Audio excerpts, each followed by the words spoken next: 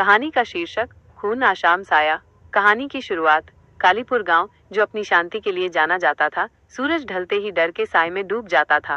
रात के अंधेरे में खून से सनी लाशें मिलती थीं और लोग कहते थे कि ये एक खून आशाम साए का काम है। रामू, एक साहसी युवक, इस रहस्य को उजागर करने का फैसला करता है। कहानी का मध्य भाग। रामू रात में पुराने पीपल के पेड़ के पास जाता है, जहाँ साए का ठिकाना माना जाता है। वहाँ उसे साए का सामना होता है, जिसकी लाल आंखें और नुकीले नाखून देखकर वो डर जाता है। साया बताता है कि वह गांव वालों द्वारा मारे गए एक व्यक्ति की आत्मा है, जो बदला लेने आई है। रामू अगले दिन पुजारी की मदद से एक योजना बनाता है। कहानी का अंत। रात में पुजारी मंत्रों का जाप करते हैं और साया तड़पने लगता है। अंत में एक तेज चीख के साथ वो गायब हो जाता है। गांव डर से मुक्त हो जाता है, लेकिन पीपल का पेड़ उस रात की याद दिलाता है। रामू और पुजारी की मदद से साया तो गायब हो गया, लेकिन गांव में अब भी एक अजीब सी शांति छाई हुई थी। लोगों के दिलों में डर तो कम हो गया था, लेकिन वे रात के अंधेरे में अकेले निकलने से अब भी डरते थे। रामू ने महसूस किया कि सिर्फ साए को खत्म करने से गांव का डर दूर नहीं हो सकता। उसने गांव वालों को इकट्ठा किया और उन्हें समझाया कि उन्हें अपनी सोच बदलनी होगी। उन्होंने मिलकर गांव में रात को रोशनी का इंतजाम किया और लोगों को रात को एक दूसरे के साथ मिलकर रहने के लिए कहा। कुछ दिनों बाद गांव में एक अजीब घटना हुई। रात के अंधेरे में किसी ने गांव के बाहर बने पुराने कुएं में एक पत्थर फेंका। कुएं से अजीब आवाजें आने लगी और लोग डर गए। रामू ने हिम्मत दिखाई और कुएं में झांका। उसने देखा कि कुएं के अंदर एक चमकती हुई चीज है। रामू ने गांव वालों की मदद से कुएं से वो चीज निकाली। वो एक पुरानी पेटी थी, जिसमें एक डायरी और कुछ पुराने सिक्के थे। डायरी में उस आदमी की कहानी लिखी थी, जिसे गांव वालों ने जादूगर समझकर मार डाला था। डायरी पढ़कर रामू को एहसास हुआ कि उस आदमी ने गांव वालों से बदला लेने की कसम नहीं खाई थी, बल्कि वो गांव वालों को एक खजाना देना चाहता था।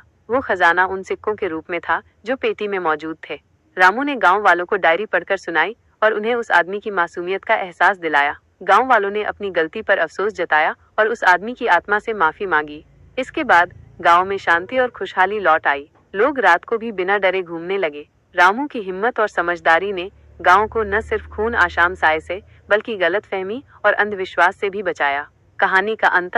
पीपल का पेड़ अब भी वहीं खड़ा है, लेकिन अब उस पर डर की बजाय उम्मीद की किरणें चमकती हैं और कहते हैं, अगर रात के अंधेरे में ध्यान से सुनो तो वहां अब किसी डरावनी सरसराहट की बजाय पक्षियों के चहचहाने की आवाज सुनाई देती है। गांव में शांति तो लौट आई थी, लेकिन रामू के मन में अब भी एक सवाल था। वो जानना चाहता था कि आखिर वो कौन सी ताकत थी जिसने उस आदमी की आत्मा को गांव में भटकने पर मजबूर किया। एक रात रामू फिर से उस पुराने पीपल के पेड़ के पास गया, जहां साया दिखाई दिया था। वो पेड़ के नीचे बैठकर सोचने लगा। अचानक उसे पेड़ की जड़ों में एक चमकती हुई चीज दिखाई दी। उसने जमीन खोदी और एक पुरानी अंगूठी निकाली। अंगूठी पर एक अजीब सा निशान बना हुआ था। रामू ने अंगूठी को ध्यान से देखा तो उसे एहसास हुआ कि ये अंगूठी उसी आदमी की थी जिसे गांव वालों ने मार डाला था। उसने अंगूठी को अपनी उंगली में पहना और उसे एक अजीब सी ठंडी लहर महसूस हुई।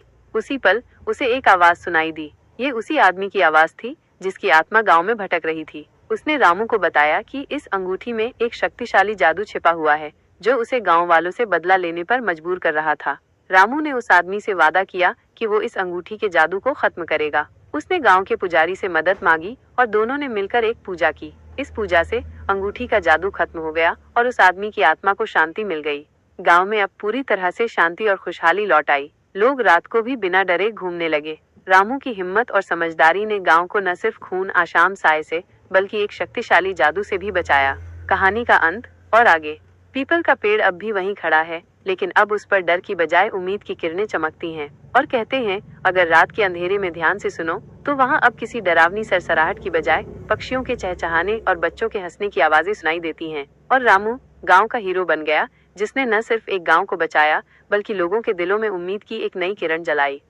गांव में सब कुछ ठीक हो गया था, लेकिन रामू को अभी भी कुछ अधूरा लग रहा था। उसे लगता था कि अभी भी कुछ ऐसा है जो उसे जानना चाहिए। एक दिन रामू ने फैसला किया कि वो उस आदमी के बारे में और जानकारी निकालेगा जिसकी आत्मा भटक रही थी। रामू ने गांव के सबसे बुजुर्ग आदमी से बात की।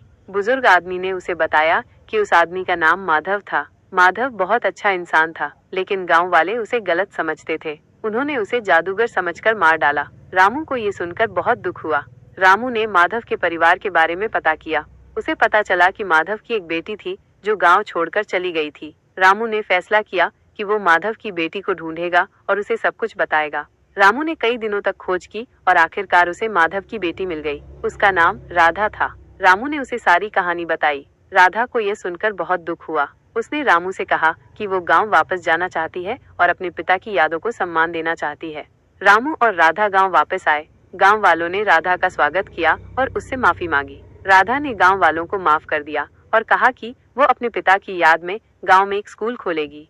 राधा ने गांव में एक स्कूल खोला और बच्चों को पढ़ाया। गांव वाले भी स्कूल में मदद करने लगे। गांव में एक नई शुरुआत हुई। अब गांव में न सिर्फ शांति थी बल्कि शिक्षा और प्यार भी था। कहानी का अंत और आगे। पीपल का पेड़ अब भी वहीं खड़ा है, लेकिन अब वो सिर्फ एक पेड़ नहीं बल्कि उम्मीद और माफी का प्रतीक बन गया है। और कहते हैं, अगर रात के अंधेरे में ध्यान से सुनो तो वहाँ अब किसी डरावनी सरसराहट की बजाय बच्चों की हंसी और पढ़ाई की आवाजें सुनाई देती हैं। और रामू गांव का सच्चा हीरो बन गया, जिसने न सिर्फ एक गांव को बचाया बल्कि लोगों को एक बेहतर भविष्य दिया। स्कूल खुलने के बाद गांव में बहुत बदलाव आया। बच्चे रोज स्कूल जाते और नई बातें सीखते। राधा बच्चों को सिर्फ किताबें ही नहीं बल्कि जीवन के बारे में भी सिखाती थी। रामू भी स्कूल में बच्चों को कहानियां सुनाता और उन्हें हिम्मत और सच्चाई का पाठ पढ़ाता। एक दिन गांव में एक मेले का आयोजन हुआ। मेले में दूर दूर से लोग आए। रामू और राधा ने भी मेले में एक स्टॉल लगाया, जहां वे बच्चों को किताबें और खिलौने बांट रहे थे। मेले में एक बूढ़ा आदमी आया जो बहुत उदास दिख रहा था। रामू ने उससे उसकी उदासी का कारण पूछा। बूढ़े आदमी ने बताया कि वह माधव का पुराना दोस्त था। उसने गांव वालों को माधव के बारे में गलत बातें बताई थी, जिसकी वजह से गांव वालों ने माधव को मार डाला। उसे अपनी गलती पर बहुत पछतावा हो रहा था। रामू और राधा ने बूढ़े आदमी को समझाया कि उसे अपनी गलती से सीखना चाहिए और दूसरों की मदद करनी चाहिए। बूढ़े आदमी ने उनकी बात मानी और मेले में बच्चों को मिठाइयाँ बांटने लगा। मेले के बाद गाँव में एक नई उमंग छा गई। लोग एक दूसरे की मदद करने लगे और गाँव में खुशहाली लौट आई। रामू और राधा ने महसूस किया कि उन्होंने न सिर्फ एक गाँव को बचाया बल्कि लोगों के दिलों को भी बदला। कहानी का अंत और आगे। पीपल का पेड़ अब भी वहीं खड़ा है, लेकिन अब वो सिर्फ एक पेड़ नहीं बल्कि माफी और प्रेम का प्रतीक बन गया है। और कहते हैं, अगर रात के अंधेरे में ध्यान से सुनो तो वहाँ अब किसी डरावनी सरसराहट की बजाय बच्चों की हंसी, पढ़ाई की आवाजें और लोगों की मिलनसार बातें सुनाई देती हैं। और रामू गांव का सच्चा हीरो बन गया, जिसने न सिर्फ एक गांव को बचाया बल्कि लोगों को एक बेहतर इंसान बनाया।